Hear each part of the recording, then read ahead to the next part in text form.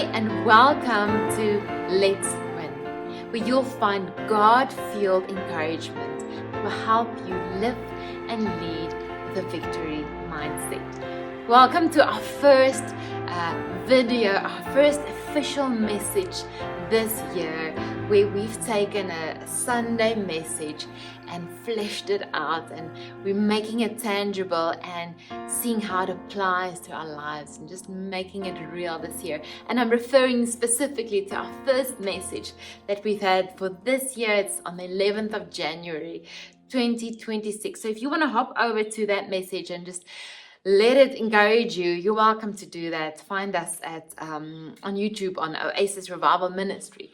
But we're just going to get stuck into a few points, and I'm not going to summarize the message or go through it point by point, but I just want to chat around a few things that really stood out for me, and that I know us as ladies can often really let this get the better of us.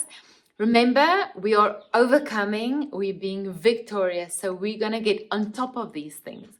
And the first thing that just came out in the message was so powerful. Daniel spoke from Exodus 33, and it's that part where Moses is wrestling with the Lord, and he's saying, God, I will not go if your presence doesn't go before me. I don't want to go if you're not with me. I don't want to go if your presence isn't surrounding me. And just feeling how important it is in these times, in these seasons of our lives, where us as women, I think we are the best multitaskers in the whole world, because God created us this way. It's clinically and scientifically been shown that we can multitask really well. Sometimes I think we think we can, but we're actually not being very effective. It's shown that it's better to do one thing at a time, side note, than to try and do many things at the same time. But, sometimes we can get so cluttered in our mind, and I'm thinking, how can I pray this? How can I say, God, I will not go if your presence doesn't go before me, but I lose track of his presence.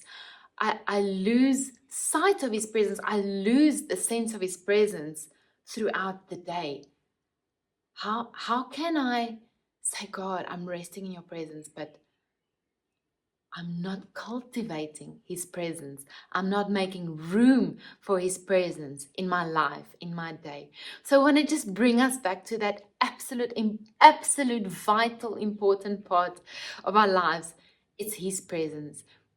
I don't want to go anywhere if it hasn't started in his presence, if it hasn't started in a moment where I know he's with me, where I know he's speaking, where I've experienced his peace. And if we don't create time for that, if you don't wake up somewhere in the morning or somewhere in your day or throughout your day, ideally, we can't say that. We can't say that, God, I'm not going with your presence, but we need to cultivate his presence with us constantly. So I want to encourage you, make room in your life, make space in your life to host his presence. We get very filled up with task lists, and I'm there. This year is beginning. There are 4 kids that all are in different schools, almost all in different schools, different phases of their lives, and it's a load. It's a lot, but I know God's grace is bigger than that. And I know his presence is bigger than that. But the important thing is I say, God, come. The beginning of the day, in the morning, I open up and I say, Lord, that your presence lead me. And he helps us. He puts that out. So, encourage you with that. Live within his presence. Live in his presence, but make space for that. So, another thing that I just wanted to spend some time with regarding the message on Sunday was, a powerful thing is living from our God-given identity. What we do is not who we are. What we do for a living doesn't determine who we are and who God has created us to be. The important thing here is God affirmed us before we were even born. He approved and he affirmed us, and he crafted us together, each for a specific purpose, each for a specific calling. And he approved us in that. He approved of our identity before we even became whatever we do in life. So important thing here is to know your God-given identity and to live from that point. That's your starting point. That is your starting point. Why this is so important? If we're not living from within our God-given identity, if we're not sure of who we are or who God's created us to be, we're always measuring ourselves against others because we're trying to see, am I more like that or am I more? This especially, I can see this in younger people who are still forming their identities. They're constantly checking themselves against other measuring a measuring stick. References. They're finding who do they measure up, who's their reference.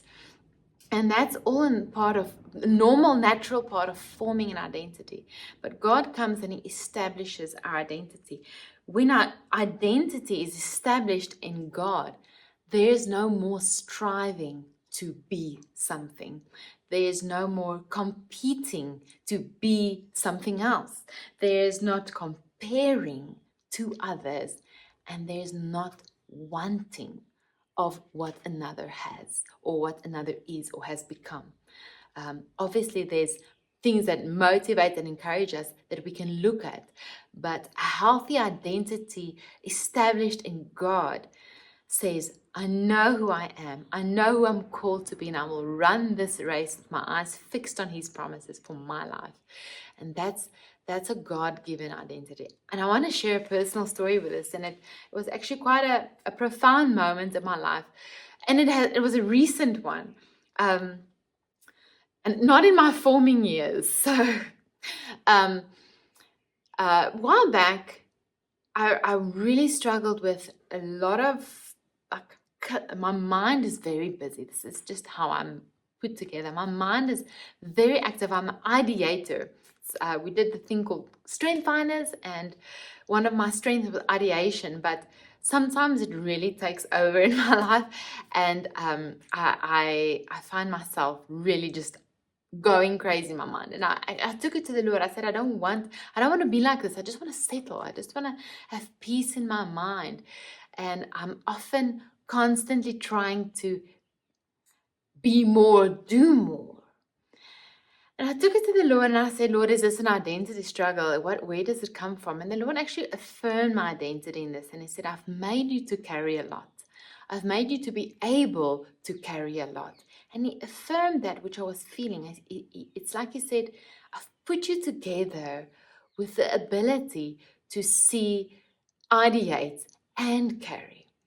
So that was really just something he came and clarified, and I was so grateful for that, because now I'm not struggling against it anymore, and I'm not getting frustrated. And as soon as I surrendered into that, it complemented me, it strengthened me, and it really was a tool. It was something that a perspective that really benefited me and served me, and I realized, hey, this is me.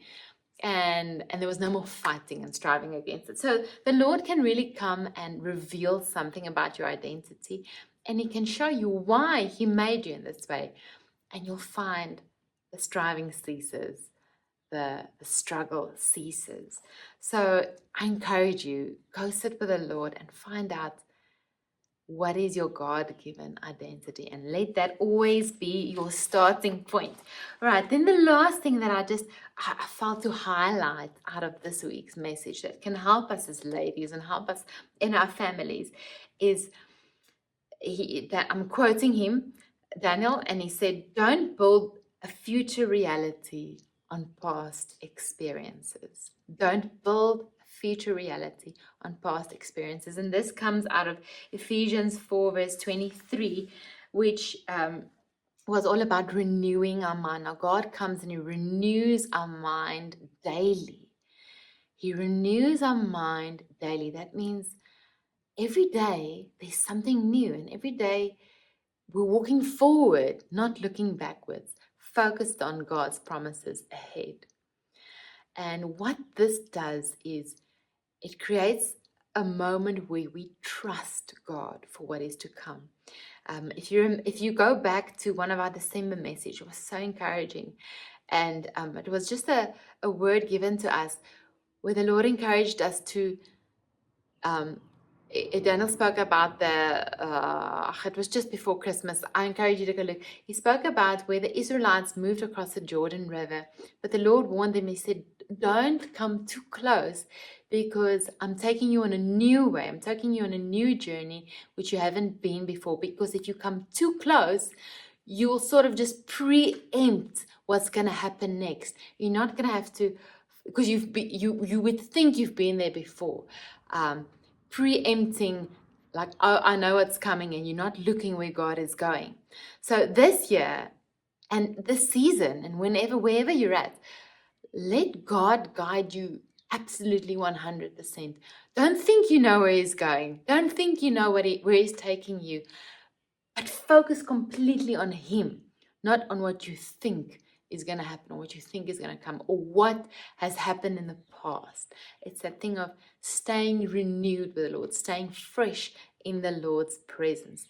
So, and often, just in so many areas of our lives, there could be past experiences that have disappointed you, and you're not ready to walk ahead and trust. You've had past people that might have disappointed you, or broken promises, or those kind of things. And the Lord's saying, don't build on those things, because I have something new for you. So I encourage you with that, even though it might be really hard for you to trust and surrender into the Lord's hands. But His will is always good. His heart for you is always good. It's always true. And His promises endure forever. His promises are true. So I'm encouraging you, look forward. Don't look behind. Don't expect what's happened in the past. Build on what God has put together as a foundation for our lives. I trust that this will encourage you. I trust that this has inspired you and uplifted you. Send messages back. You're welcome to comment. If you have a personal testimony, especially if it's in line with any of these, you're so welcome to share it in the comment section, or WhatsApp me, even if you're in our congregation. And let's encourage each other. Let's build each other up. Let's see each other win today, together, tomorrow, and in this week. Bless you.